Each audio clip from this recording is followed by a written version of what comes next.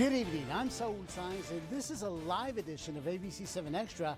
Thank you for sharing your Sunday evening with us before you start your work week, of course. And tonight we're coming to you live as a migrant situation in our city continues to evolve by the day, a crisis intensifying to the point city officials were forced to close down Father Ram Avenue directly in front of Sacred Heart Church. And the scenes are overwhelming. Thousands of migrants camping out in front and around that church. Hundreds more are camping out near the border after crossing the Rio Grande. That's the international border between U.S. and Mexico. But making matters worse, tens of thousands more are expected to pour into the borderland once Title 42 expires. By some estimates, as many as 13 migrants crossing the border on a daily basis. City officials are rushing to open shelters while current shelters are at capacity, tearing at the seams. Border Patrol and CBP are processing migrants and releasing them. No more room at processing shelters. Now, ABC-7 has been bringing you continuing coverage of the migrant crisis almost on a daily basis. While many are being released by Border Patrol agents to the streets, just as many, if not more, are rushing through gaps in the border barrier. I went down to Sacred Heart Church to ask just how many were processed by Border Patrol officials and have documentation. As you're about to find out, many never surrendered to Border Patrol agents or presented themselves at a port of entry. Many who tell me they endured harsh conditions in Juarez and just had to cross by the thousands into El Paso. De Caracas, Venezuela. Sheila Mora and her son arrived from Venezuela to Juarez 7 months ago. Mother and son came to the streets of downtown El Paso just last week, and although conditions may seem less than optimal on these streets outside Sacred Heart Church with the stench of urine and suspected diseases, Mora says she prefers this over life in Juarez. The cartel is disastrous with us because we are migrants. They've stolen from us, taken all of our belongings. And according to Mora, those are just the material belongings. She says children and mothers are being kidnapped by cartel members. They've stolen children. Just the other day, a group who was with us, they took 3 women with little girls. There were 6 little girls. I was there. We were all there, really. Those extreme humanitarian conditions prompted extreme measures. Mora says she and her son have surrendered to border enforcement officials several times, only to be turned back to Juarez. This final time, I went in through a hole in the fence where we were all running through. I confirmed by talking to other Venezuelans that the hole in the border barrier is all too real. We saw evidence of that in my special report, Migrants on the Run, where we saw large holes cut out along the border fence. Thousands of us have crossed, all of us who are here. According to several migrants, thousands have entered the U.S. without ever being seen by border enforcement officials, never even processed. Many migrants I spoke with say they know the risks. They believe that because they're camping out by Sacred Heart Church, they can claim sanctuary and not be detained. It's something we've been hearing for a long time. Mother and son also know they can be separated at any time. Jesus has his grandmother's U.S. phone number written with a marker on his forearm in case that happens. There are times when things are bad, the times that we have tried to pass and we're unable to. I feel sad then. A 10-year-old forced to grow up on the road, traveling through several countries in search of the American dream, fleeing from kidnappers, crawling through holes in the fence, running and eluding capture to get to these downtown streets. And joining us to talk about the current migrant situation, what they believe will happen once Title 42 expires, and what can happen in the days to follow is John Martin, Director of the Opportunity Center for the Homeless. Also joining us is former Border Patrol Chief and former U.S. Representative Silvestre Reyes. Former Congressman Reyes is well known for his approach to stopping the flow of illegal migrants with his Hold the Line policy. And sitting next to him is El Paso Mayor Oscar Leeser and Deputy City Manager Mario D'Agostino. Gentlemen, thank you so much for joining us. Now, I'm going to start with you, Mr. Martin. Your shelter is at capacity and you're being forced to decide between the city's homeless and migrants. How do you believe things will change once Title 42 is either lifted or expires? In all honesty, I think the situation's going to get worse, and the question is how much. Currently, as of last night, we've got about 820 migrants that are staying outside of the shelter. So that does not include the 300 individuals that we have inside. which is a mix of what we call the local and the international homeless. But so that we don't neglect the needs of the local homeless population, and working with both the city and the county, we've designated a certain number of spaces for migrants. But the fact of the matter is we simply don't have the capacity to be able to bring them all in. And it is quite concerning. Because you think it's going to get worse? I do believe it's going to get worse. Now, if you ask me to quantify that number, I simply can't do it at this point. I've heard the estimates, anywhere from 20 to 40,000 that are waiting in our sister city to the south. But the question is, what is that impact going to be? But unfortunately, we're not in a position to absorb any additional impact because of what we're seeing on the ground today. Well, let's go to you, Mr. Reyes. As a former Border Patrol chief and very recognized for your efforts, you've seen the large crowds downtown as well as the crowds of migrants camping by the border, getting across the river. Your thoughts on current Border Patrol efforts? We spoke earlier during the week. You don't think that a lot is being done, do you? Well, I don't know if anybody else is offended, but I am when you have the Secretary of Homeland Security say that the border was secure yesterday, the border is secure today, and the border will be secure tomorrow. Is it? So the obvious question is, all these migrants that are camped out, as Mr. Martin just described, and you're asking a very valid question, is how many more are going to come after Title 42 is lifted? Are those figments of our imagination, or is it a failed policy? And if it is a failed policy, why hasn't it been addressed in the last 2 years? Mr. Reyes, let me stop you for a second. Let me ask you bluntly and be as candid as you can. Do you think people are not doing their jobs? Well, I think people are being kept from doing their jobs. I mean, I don't believe that the chief here likes looking the other way when we're seeing literally thousands of migrants all up and down the river. And the mayor and I were driving in this evening, and he was telling me, hey, there's more and more people turning up in neighborhoods all across the city, including the Upper Valley. And of course, those of us that live in that area know of the chases that go on way too often when migrants are being driven from the river area to other places where they can get away from the Border Patrol. Mayor Alicia, you've oftentimes said El Paso police cannot remove migrants from Sacred Heart Church. Now, do you think the time has come to do just that before Title 42 expires? And could see larger crowds, so do you think that something needs to happen now to remove those migrants before the crowds get even bigger? Well, I think it's really important to understand that the El Paso Police Department does not enforce immigration laws, and they cannot enforce immigration laws. They're there to assist the Border Patrol, and it's up to the Border Patrol to do the job of the federal government. So now we're there to make sure that our asylum seekers are safe, but also our citizens. It's important that we make sure that the citizens of El Paso continue to be safe, but for you to say that the El Paso Police Department would enforce federal immigration laws, it's against the law for them to be able to do that. However, some ordinances, some city ordinances, camping ordinances are being violated, right? Okay, but again, they're not there. We're not, we have to open up all our shelters, and that's what we're doing. We put out a emergency disaster order that was put on last Sunday, and it was really basically to be prepared to open up the schools that were closed and kind of work with EPISD to get Moorhead School, Bassett School opened up. And so if you take them off the street, where are you going to put them? You can't put them across the street, so you have to have some sheltering. But then again, as we can only, through the FEMA funding that we have, we can only do people that have the A number. The A number is people that have gone through the immigration process, and right. So we'll continue. We'll be open probably first part of this week and be prepared to really hopefully move some people into the sheltering. But these shelterings, again, it's really important to understand they're not for permanent housing.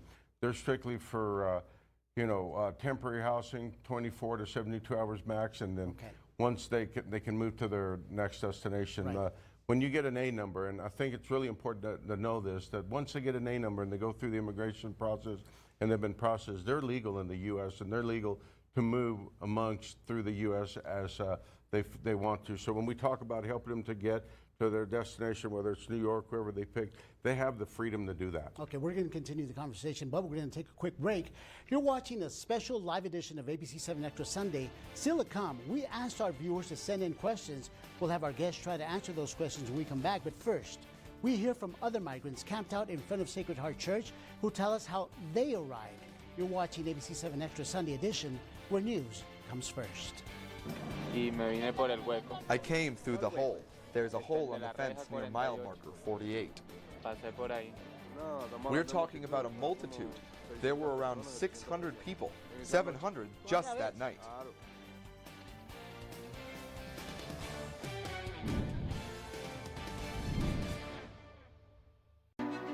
For over 47 years, the attorneys at Share Legate have been fighting and winning for our clients. For serious injury and wrongful death cases, the attorney you choose matters. Experience matters. Resources matter. And above all, results matter.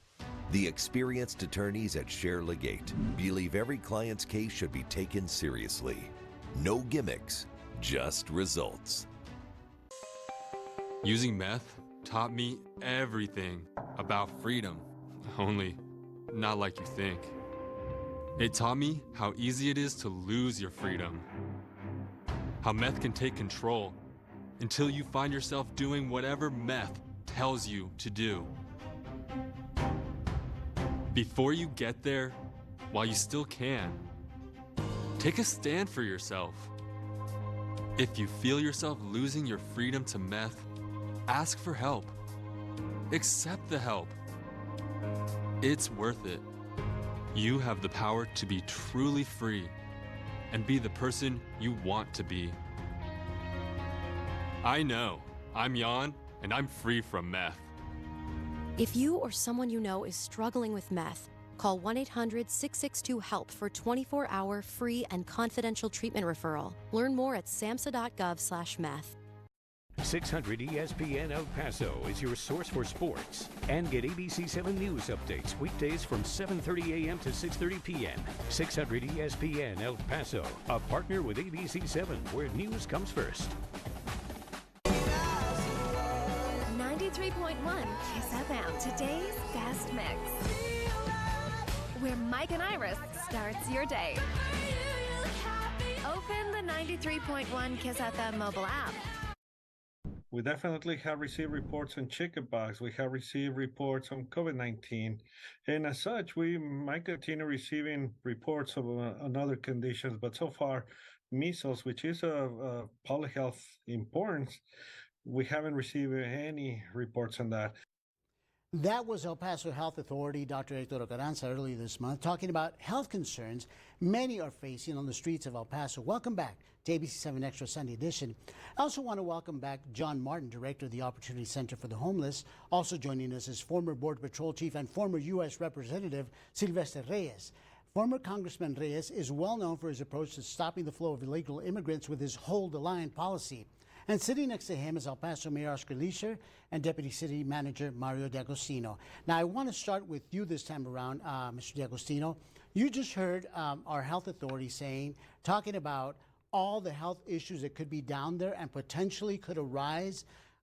Was this going to get worse once Title 42 is lifted or expires? Well, you know, what we're seeing right now is we're seeing a lot of the undocumented are in the streets of downtown El Paso. And so Title 42 going away is not going to change that situation. So until we can stop the flow of them coming into the city, then that's going to continue to rise. We do have Customs and Border Patrol that's coming out, and they're starting to process some of the family members and start to do some of the processing so that they can start to track to get through the processing line. But with that, it takes time. There's well over 2,500 was the count this morning, and in the streets just around the Sacred Heart. And so with that, there's a large congestion of people, and so that is a risk. What's the city of El Paso doing? Well, we have plenty of porta potties out there. We have hand sanitizing stations. We're going through multiple times a day, every day, cleaning the streets, cleaning the trash, making sure everything's removed. The porta potties are sanitized multiple times per day. And that's something we're going to keep up with so that we can hopefully prevent some of those diseases from spreading. Mr. Mayor, are you getting pressure from your constituents to say, all right, we need to remove these large crowds from the streets? Are you getting that pressure? Well, you know, it's what we are hearing is there are a lot in the streets, but also in the neighborhoods that we have to really work on. And I did call Chief Good on Saturday and talk to him about making sure that the Border Patrol continues to do their job and goes into the neighborhoods and continues to make sure they're safe. But we're increasing patrol. We're increasing the DPS. We're increasing the police presence, and we'll continue to increase that to make sure that our neighborhoods are safe. That is our number one priority, that our citizens are safe. And one thing that, you know, let's not forget something, and something that's really important. The immigration process is broken, and until the government and Congress fixes it, it will continue to be broken. And as a community, we cannot continue to do this forever and ever and ever. You know, we've gotten a lot of money from the federal government. We're very, very thankful. We're up to almost $27.5 million that we've gotten. So it's not on the back of the local taxpayers. But again, there has to be an end game, and right now we don't see one. So it's going to be very important, because, I mean, your question was, is the local citizens getting frustrated? And we all are getting frustrated that the immigration process is broken, and there's no end game at this point. Just to let our viewers know, when you mention Chief Good, you're talking about Chief Anthony Good, new Anthony Scott Good, the newly installed Border Patrol Sector Chief. Speaking of, Mr. Reyes, both sides of the aisle, both Republicans and Democrats, keep crying out for immigration reform. We've heard it since 2019, when we had that surge back then, yet we still have the same issues. Speaking from the inside, when you were congressman, why has nothing been done? Simple answer is politics. You can blame both sides, Democrats and Republicans, and actually all sides. Independents have a role in that as well. Until people start voting members of Congress, both the Senate and the House, out on that issue, just like on guns, nothing will get done, because it's too easy to finger point left and right. You know, I've worked in the immigration service for 26 and a half years before going to Congress. So when I arrived, I was hopeful that we were going to be able to do something about it. Is it just really hard to move the needle on an issue like this? It's virtually impossible, because of the politics, and part of the process. It's not so much that the process is broken. Yes, it is broken, but there's an unwillingness to do what is right, so that for the benefit of this country. Okay, thank you so much. We're going to take another quick break. You're watching ABC-7 Extra. When we come back, we'll show you numbers released by CBP showing which city is the epicenter of the migrant surge. But before we go to break, I asked migrants downtown how they knew to cross and go directly to Sacred Heart Church. We'll be right back. Because more than one fellow migrant has arrived here, and people have helped them. And that person has told everyone, so we know where to get help. Many arrived walking, others arrived by car, others have received a helping hand. They helped us because they know the need we have.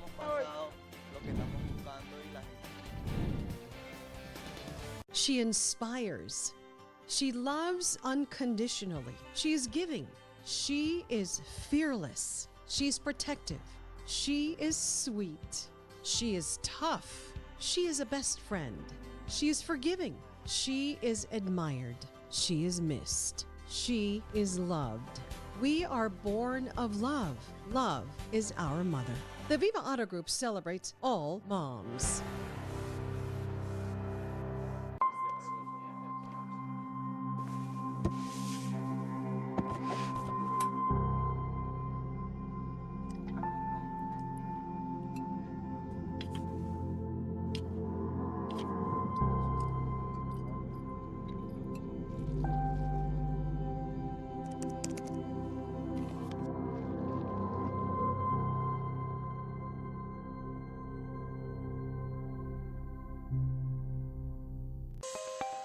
Using meth taught me everything about freedom, only not like you think.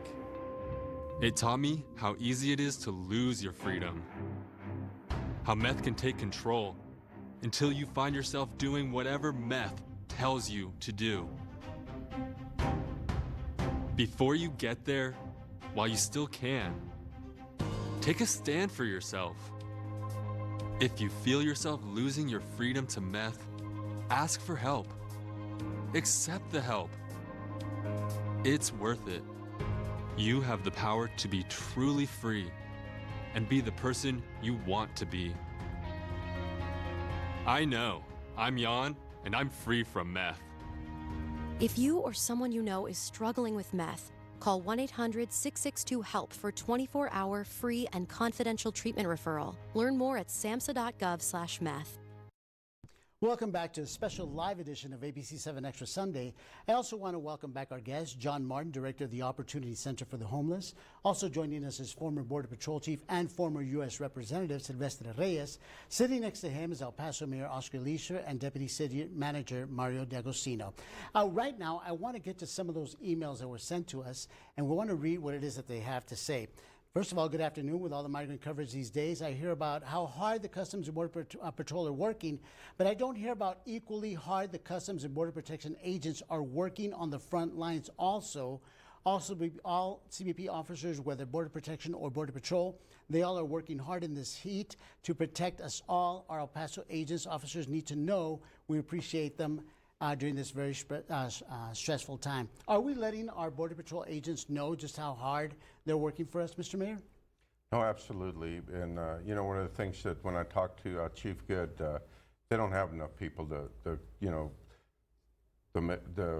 do the job they've been asked to do. So, you know, the president has said he's going to send an additional 1,500 military men and women to the area. We already have 2,500, and they're going to be administrative. They're not going to, again, they're not going to administer, they're not going to do the immigration law or any part of law enforcement, but they are going to come to assist, because we all know that there's not enough people right here today to be able to do their job. And as they get an area secure, it just continues to move out to the outer areas. Our biggest issue today is talking to Chief Good. It's coming in through Santa Teresa in the New Mexico area, which is all part of the El Paso sector. Right. So, Mr. Reyes, you are famous for Operation Hold the Line, where you essentially had Border Patrol agents pretty much not far apart from each other. Do we need more Border Patrol agents? Well, it depends if we've got the political will. The biggest thing we need is engagement of the countries that are sending the migrants north into our country. I don't hear of any political effort. I was hopeful that when President Biden appointed the vice president to head his effort on the issue of illegal immigration, that something would get done in terms of where the problem originates in those countries. However, very little has really happened. Okay. You cannot hire enough Border Patrol agents, even if you hired one-on-one to the amount of migrants that are potentially coming into our country. When you ask the question to Mr. Martin about what's going to happen after Title 42 gets lifted, how much bigger the problem is going to get, there are a number of people that study the issue that say it can vary anywhere from 10 to 100 to 1 in terms of the number of migrants that are here now as to how much bigger the problem is going to be. So we have a real mess on our hands, and which could potentially get worse. Which will get worse. Okay, Mr. Let's show you a graphic of what exactly the epicenter is. It shows all the cities where migrants are coming in through. There's a graphic right there, and you can see highlighted El Paso in fiscal year 23. 265,000 migrants, far outpacing any other city. Mr. D'Agostino, are we the epicenter of this migrant crisis, the surge? You know, that's what we're hearing, and when we're looking at that intel and those same graphs you were showing right there, it does appear that we are the epicenter. We've seen some spikes in South Texas over the last few days, the last week, but the number of people that are supposedly in Juarez waiting to come over, the ones that are in transit to Juarez to come over, and what we currently have already in the streets is expected to expand, and I think that's going to keep us at the epicenter. Yeah. Mr. Martin, how sustainable are these numbers for volunteer organizations like these so-called non-governmental organizations? How sustainable is this, most especially when you take into consideration that Title 42 is going to expire? How long can we continue this way? Well, the reality of it is there's a lot of factors that sort of come into this, if you want to look at it as such. But at one point earlier this week, we were curious if we were able to sustain it through Friday, and we've been able to do so at this point. Now, we've taken that step for those that are congregating outside of the Opportunity Center to be able to feed them as well. And so if you think about it, we typically between two shelters will feed up to 200 a day, 3 meals a day. Now we're doing close to 900 to 1,000. And so it does make it extremely difficult. But one of the things that we're very thankful for recently was the fact that we had the emergency declaration, which brought some very good resources in as a result of the American Red Cross. And so we've been able to sort of dovetail, or I should say, come back a little bit on 3 meals a day down to 2, because not only do we have the support from the Red Cross, but we've also got our friends at the food bank, which is El Pasoans Fighting Hunger. But the reality of it is our pantries are starting to get very low, and it's not just simply food. It's access to showers, it's restrooms, basic necessities such as toiletries. It cannot continue in this direction. And it's even further complicated because we've talked about a number of individuals in the back.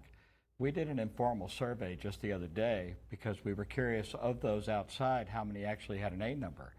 And we were only able to talk to about 250 of them at that point. And I was surprised. The number was close to 41%. Wow. But that 41% number that we're looking at, they're relying on what's referred to as a pro se process, which is the I-589.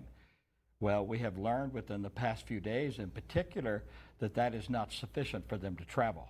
Let's do this. Let's take a look at another email that was sent to us, because we do want to get to some of those emails. They do have some questions. This one right here: why are migrants permitted to stay in the U.S. when they're here illegally and they haven't filed the appropriate documents? That question would probably go to you, Mr. D'Agostino, because, as you well know, you saw the story. A lot of migrants are simply coming in through gaps. They haven't even been processed yet. So what happens to those migrants who don't have any permits whatsoever, who haven't been processed at all? And that's exactly, as we've discussed, local law enforcement cannot enforce immigration policy. So they cannot enforce those federal laws regarding immigration. And so with that, the migrants, as you talked about in some of your interviews with them down on the streets, they know to stay around the churches, around the shelters. Claiming so-called sanctuary.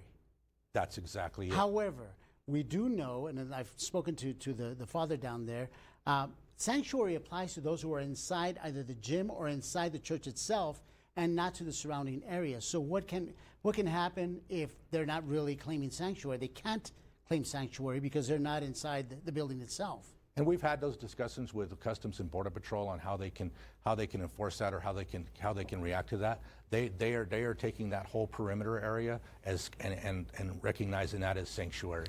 And so what we're doing is we have protection on the streets. That's to protect our businesses, the community at large that live around there, and the migrants themselves. And that's because we do have these large numbers. But Border Patrol's taking it as that is all a sanctuary area because they're up around the facility. Mr. Reyes, final thoughts.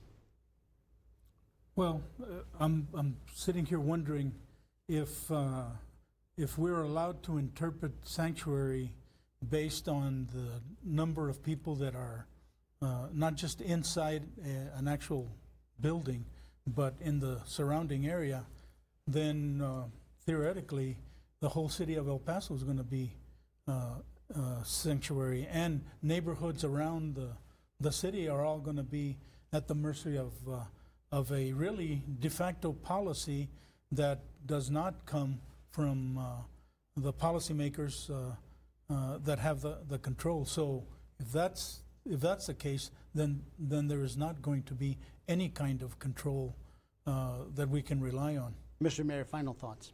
You know, the final thought is that they're not coming to El Paso. They're coming to the United States, and it's a border city. We have that responsibility to work with the federal government to help them to get to their final destination. But a lot of them, you know, you were talking to Chief D'Agostino that they're here and they didn't get their A number, they didn't go through the process because they're here under false pretense. When they were coming and they paid to come, they were told that if they got here before Title 42 was expired, they would be legal into the United States after Title 42 is over with. So that's the biggest thing. They're here under false pretense, and now it's up to the federal government and us to really let them know what they need to do to make sure they get their A number and they move forward. And that's what the chief's talking about, that the Border Patrol and ICE is going into Sacred Heart area and starting to register a lot of these asylum seekers. Is there any action that you'll be taking this week? We do know that you declared a disaster last week. Anything new that you'll be doing this week? We do know that some of the shelters are expected to open this week. Are you going to be taking any of the action this week? Well, we are renewing effective tomorrow, we are renewing the emergency disaster declaration. But, you know, we do have to look at that we have to continue to keep control of our streets. We need to continue to keep control of our city. And if we have to go a little and ask for additional help from the governor's office, from the president of the United States, we're getting prepared and we'll be able to do that because we need to make sure that our community stays safe and our community is safe at all times, and that's our responsibility to do, and we'll continue to make sure that the citizens of El Paso and the asylum seekers both are safe in the city of El Paso. Okay, Mr. John Martin, Mr. Reyes, Mayor Leeser, and Mr. D'Agostino, thank you so much for taking time to talk to us. Thank you, sir, for the opportunity. And I also want to thank you for sending in your questions. I'm sorry we couldn't get to any more, but we're just days away from the expiration of Title 42. Many don't know what to expect, but local, state, and federal officials are bracing for a surge. If they cross through El Paso, you can be sure we'll cover it right here on ABC-7. I'll see you again on Good Morning El Paso. For now, good night y buenas noches.